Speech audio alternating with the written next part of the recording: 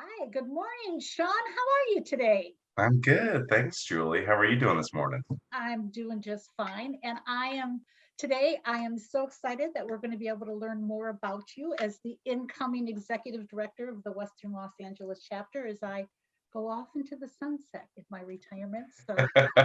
I know I've got some Yeah, big shoes to fill. I'm excited. not so big. 7.5.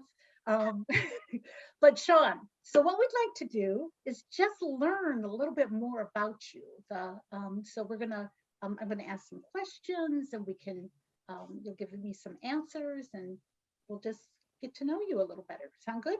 Sounds great. Okay. So first, let's just talk about what you've done before. What organizations have you worked with prior to coming to the Red Cross? Well, actually, before this, I was working for a company that was doing some fundraising for the Red Cross. And I was also working for a nonprofit at the time called the Laurel Foundation, and running their camps. I'm really passionate about outdoor education and youth development. And so we were doing a lot of that for kids who were infected or affected by HIV or AIDS and their families. So it was really fun. I'm kind of a camp nerd. We were doing a lot of great camps for kids throughout Southern California. So that sounds like a whole nother volunteer piece that you did prior to the joining the Red Cross, right?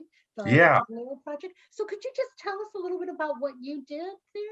yeah. So the Laurel Foundation, I was running their programming and developing, I guess, services for those kids at their camps. So we were planning on going to different campsites, training volunteer camp counselors, um, and at the same time, I was working for that group that was really coming up with sustainable fundraising solutions for the Red Cross at the same time, which is kind of what Wow, nice. transitioned me into a full-time role at the Red Cross.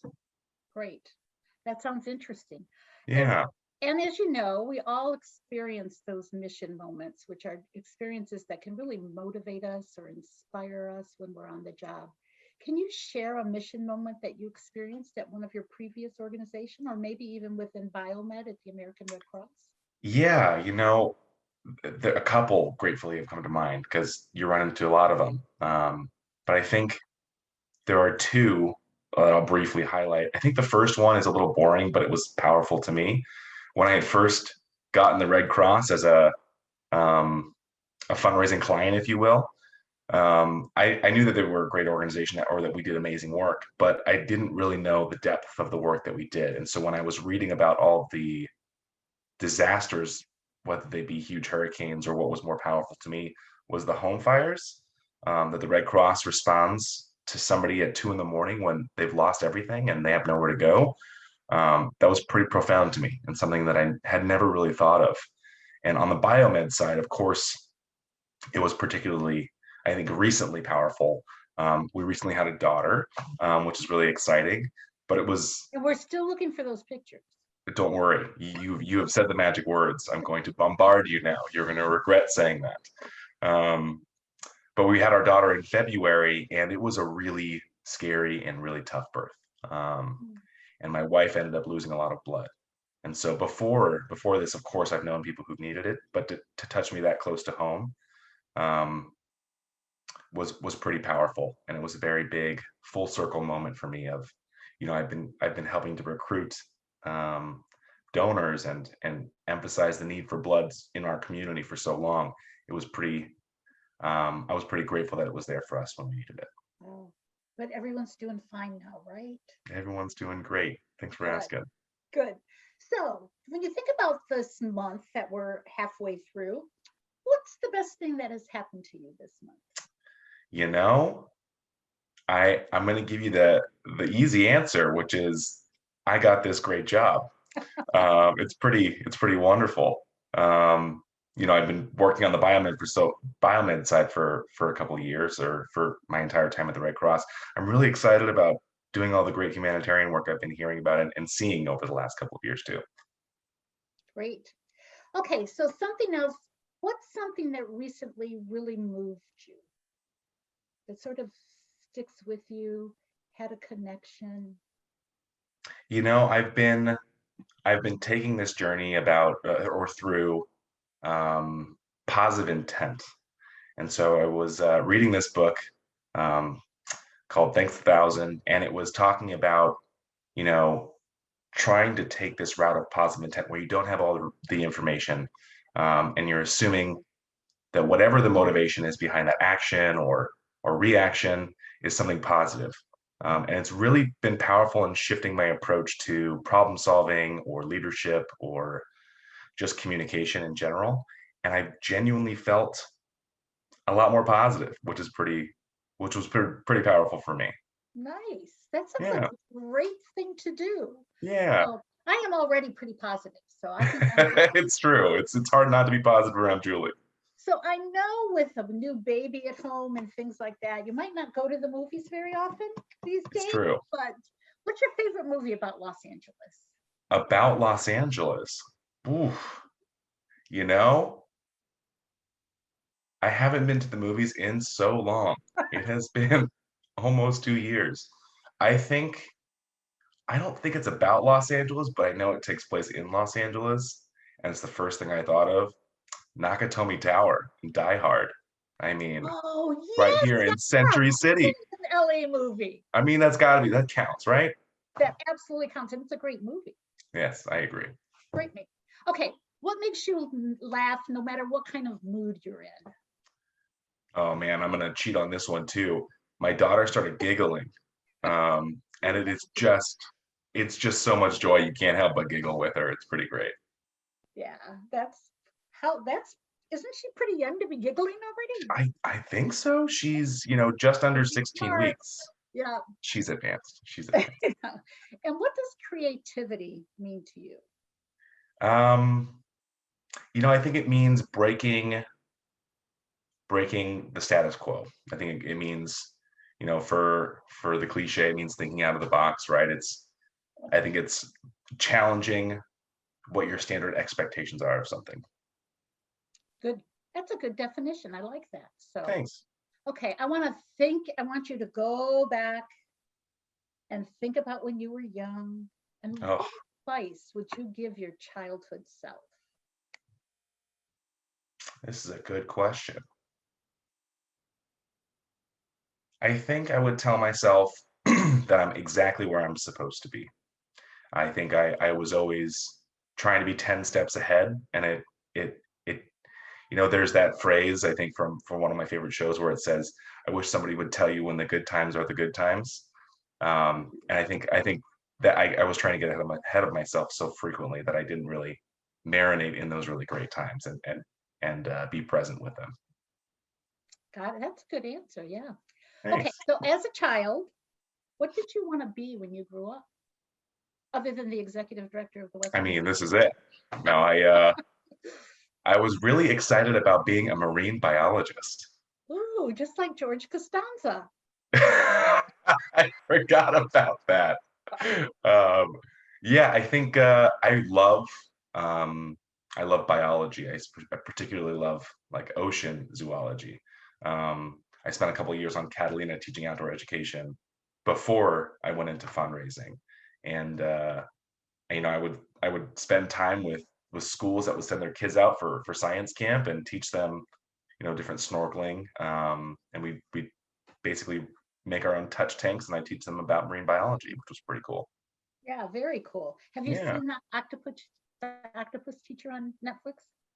The octopus teacher? Gotta go track it down. All right, one Great. more list of the never ending Netflix list. Okay, what is one goal you are determined to achieve in your lifetime? Ooh, you're getting deep with these questions, Julie. I bet. Um, I am just a sincerely deep person.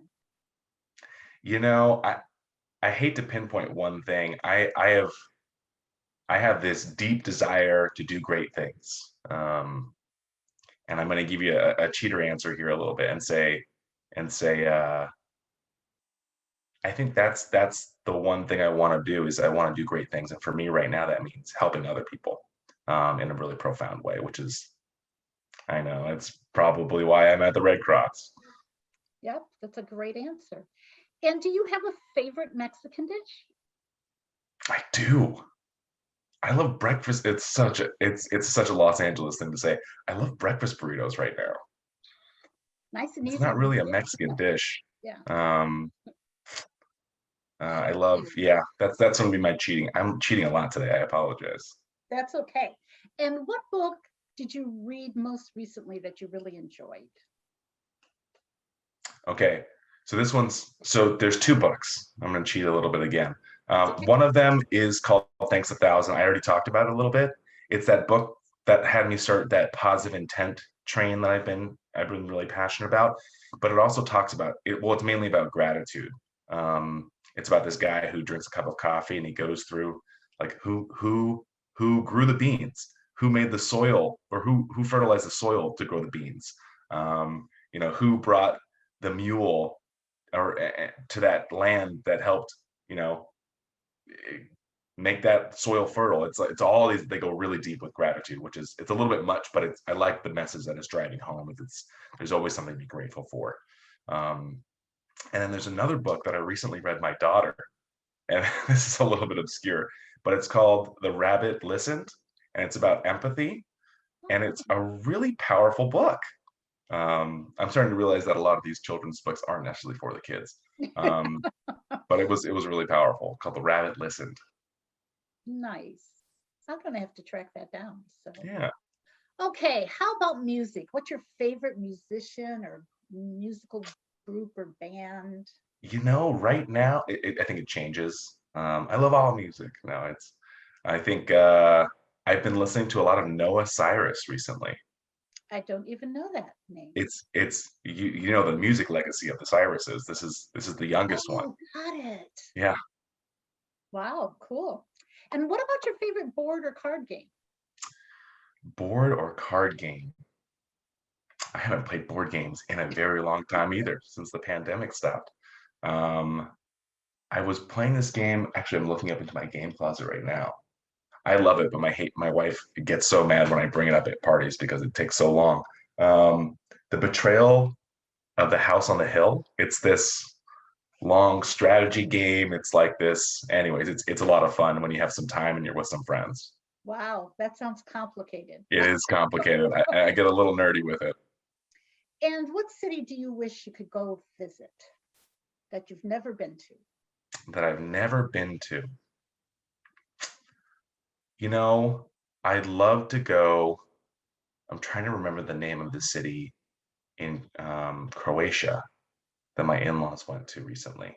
Anyways, they went on this beautiful trip. I shouldn't say recently, about 2 years ago, and the photos were incredible. They said they had amazing food. So I guess I'll say Croatia, not the city. Croatia. That's okay. Maybe a country, but that's okay. And it is beautiful. I haven't been there in person, but the pictures are just amazing. I know. But then the next question is, where would you go for the perfect trip?